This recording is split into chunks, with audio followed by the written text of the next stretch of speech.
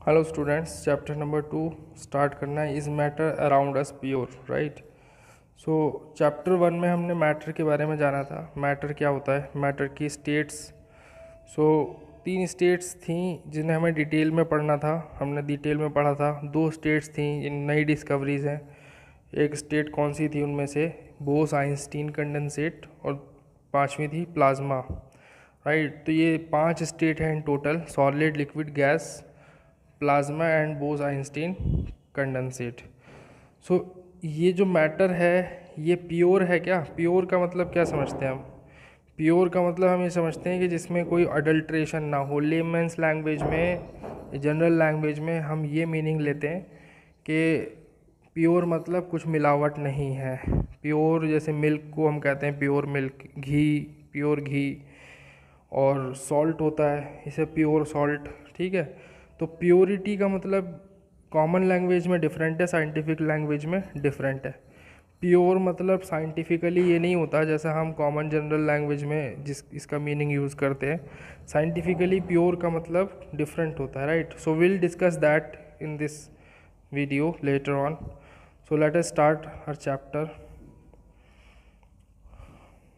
तो इस matter around us pure में ये 5 मैंने अभी आपको बताया: सॉलिड, लिक्विड, गैस, प्लाज्मा और बोस आइंस्टीन कंडेंसेट। सो ये 2 पार्ट्स में डिवाइड हुआ है, 2 कैटेगरीज बनी है, एक प्योर और एक मिक्सचर्स।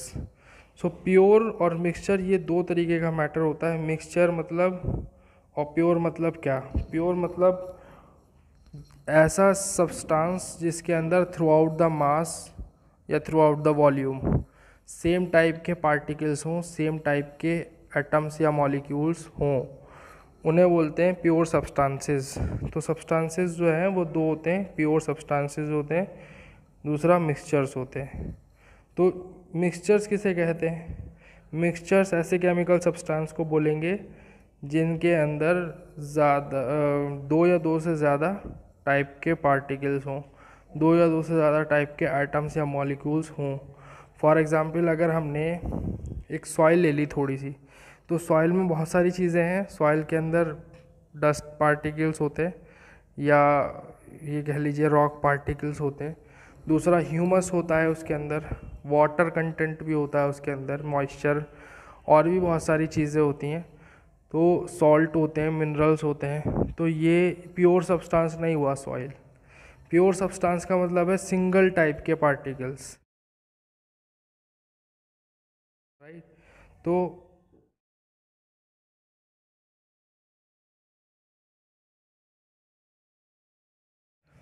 सिंगल टाइप के एटम्स का क्या मतलब हुआ, या मॉलिक्यूल्स का, या सिंगल पार्टिकल्स का क्या मतलब हुआ? फॉर एग्जांपल अगर हमने वाटर लिया है, एक ग्लास में, बीकर में वाटर लिया है कुछ ml, तो उस वाटर में सिर्फ H2O होना चाहिए। H2O H2O H2O, इसके अलावा कोई मॉलिक्यूल ना हो, तो वो वाटर प्योर वाटर कहलाएगा। तो डिस्टिल्ड वाटर ऐसा होता है, डिस्टिल्ड वाटर में H2O के अलावा कुछ नहीं होता, तो वो प्योर कह सकते हैं। लेकिन जो हम पीते हैं drinking water, that is not pure.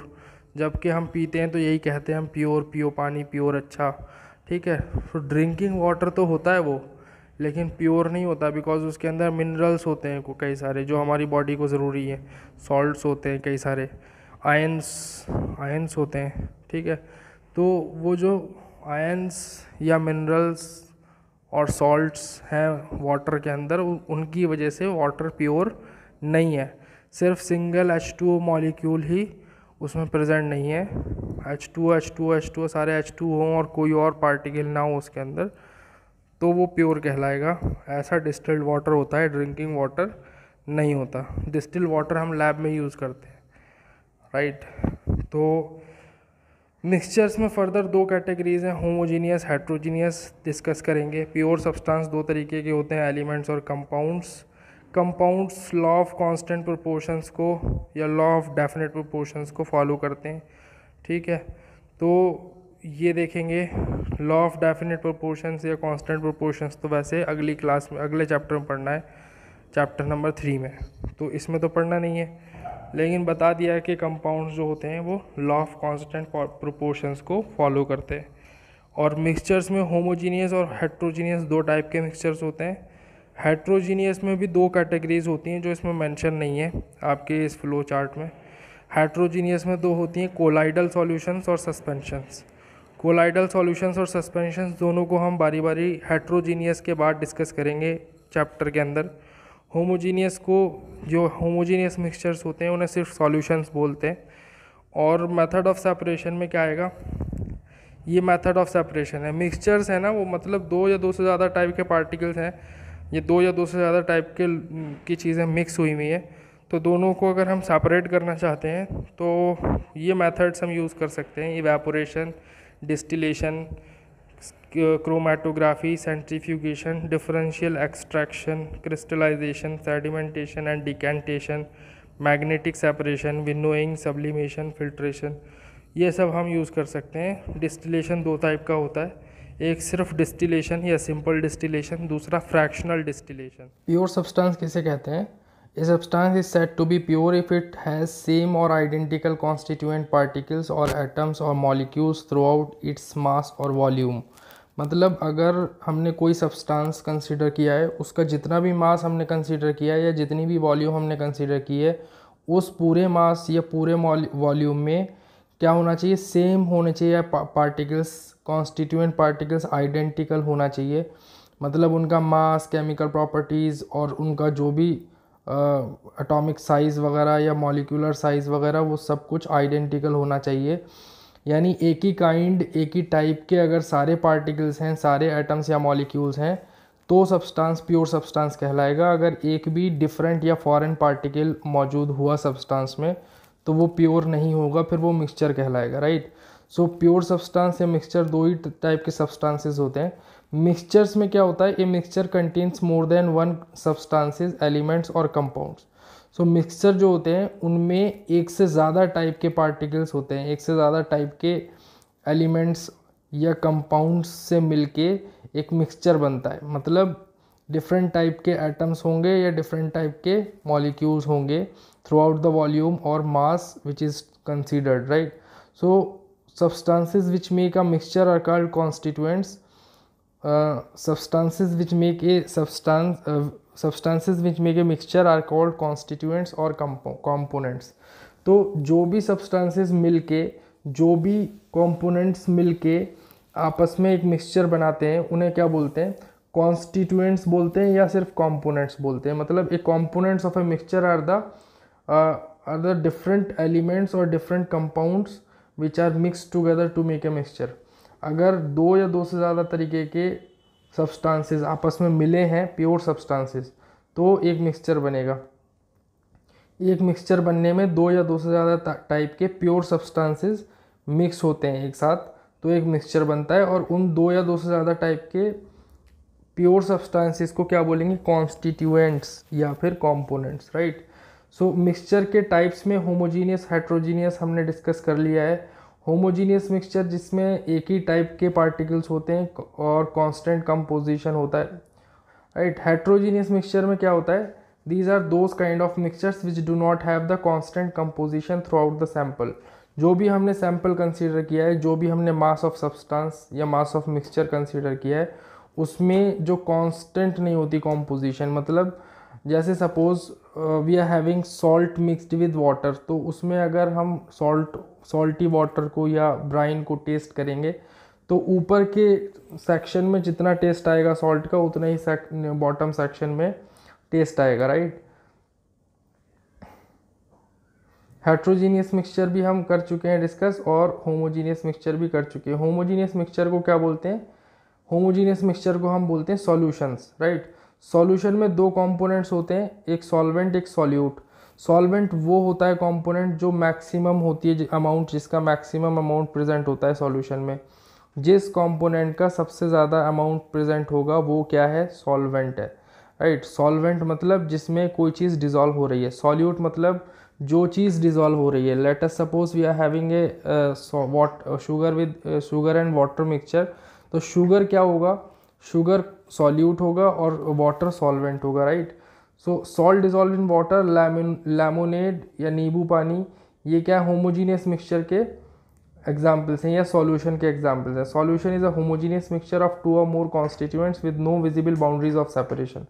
Visible boundary of separation नहीं होता, मतलब पार्टिकल्स नज़र नहीं आते आपको। जैसे सॉल्ट मिला दोगे पानी में तो सॉल्ट नज़र नहीं आएगा, शुगर मिक्स हो जाएगा, पूरी तरह डिजॉल्व हो जाएगा तो शुगर भी नज़र नहीं आएगा। तो सॉल्यूशन के दो पार्ट सॉल्यूट सॉल्वेंट हमने डिस्कस कर लिए। फिर से देख लो एक बार, सॉल्यूट क्या होता है? The substance which gets dissolve in another substance in order to make a solution is known as solute. ठीक है, कोई सब्सटेंस अगर किसी दूसरे सब्सटेंस में डिजॉल्व होता है सॉल्यूशन बनाने के लिए तो उसे क्या बोलते हैं? Solute. There may be more than one solutes in a solution, एक से ज़्यादा सॉल्यूट्स हो सकते हैं। फॉर एग्जांपल पानी में चीनी भी घोल दी, नमक भी घोल दिया, नींबू भी घोल दिया, तो ये तीन चीज़ एक ही चीज़ में वाटर में हमने मिक्स की हैं, तो ये तीनों सॉल्यूट्स हैं। तो यहाँ पे मोर देन वन सॉल्यूट है, राइट। सॉल्वेंट क्या होता है? The substance in which another substance gets dissolve to make a solution is known as solvent. तो जिस सब्सटेंस में दूसरा सब्सटेंस डिसॉल्व होता है सॉल्यूशन बनाने के लिए उसे क्या बोलते हैं? सॉल्वेंट बोलते हैं। There could be only one solvent in a solution, किसी भी सॉल्यूशन में सिर्फ एक सॉल्वेंट हो सकता है, क्योंकि एक ही ऐसा सब्सटेंस पॉसिबल है किसी भी मिक्सचर में जिसकी क्वांटिटी मैक्सिमम हो। Usually solute present in lesser amount and the solvent present in comparatively larger amount. हमेशा किसी भी सॉल्यूशन में एक जो कंपोनेंट सबसे ज़्यादा अमाउंट में होता है वो क्या होता है? सॉल्वेंट होता है, और जो कम अमाउंट्स में होते हैं वो सॉल्यूट्स होते हैं, राइट। एक या एक से ज़्यादा भी हो सकते हैं। If a solution there are more than two constituents then the constituent present in the largest amount is considered as solvent and other constituents are solutes. ये हमने बता दिया आपको already. Types of solutions on the basis of phase और state of components. तो किसी भी phase या स्टेट ऑफ कंपोनेंट के बेसिस पे जो सॉल्यूशंस के टाइप हैं वो है, मतलब स्टेट मालूम है, सॉलिड, लिक्विड, गैस, मेनली इन तीन ही स्टेट्स के बेसिस पे बात होगी। तो स्टेट्स ऑफ कंपोनेंट्स यानी सॉल्यूट और सॉल्वेंट की स्टेट के बेसिस पे जो टाइप्स ऑफ सॉल्यूशन है वो कौन कौन से हैं? Solid in liquid solution. Solid in liquid में सॉलिड क्या होता है? पहले जो लिखा है सॉलिड इन लिक्विड, इसका मतलब है सॉल्यूट इन सॉल्वेंट। सॉल्वेंट की जो फिजिकल स्टेट है वो बाद में दिया हुआ है और सॉल्यूट का फिजिकल स्टेट पहले दिया हुआ है।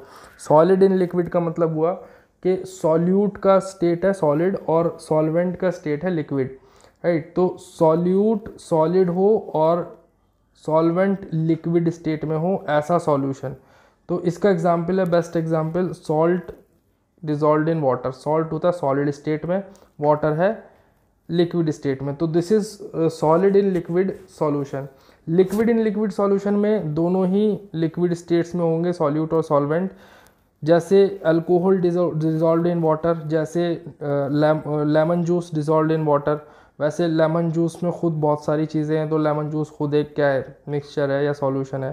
सो एक लिक्विड ही दूसरे लिक्विड में जब डिजॉल्व होगा तो उसे बोलेंगे liquid in liquid solution, right. Gas in liquid solution is another type of solution based on the physical states of solute and solvent. तो गैस जब लिक्विड में डिजॉल्व होगी तो उसे बोलेंगे gas in liquid solution. For example carbon dioxide dissolve in water, जो carbonated water आता है, कार्बोनेटेड वाटर में कार्बन डाइऑक्साइड और वाटर मिक्स होता है, राइट। वो कार्बन डाइऑक्साइड डिजॉल्व होती है वाटर के अंदर, जिससे वो पॉपिंग साउंड और चिरपिंग कुछ मतलब इस तरीके का होता है जिसमें बबल्स वगैरह निकलते रहते हैं, वो वाटर जो होता है कार्बोनेटेड वाटर कहलाता है।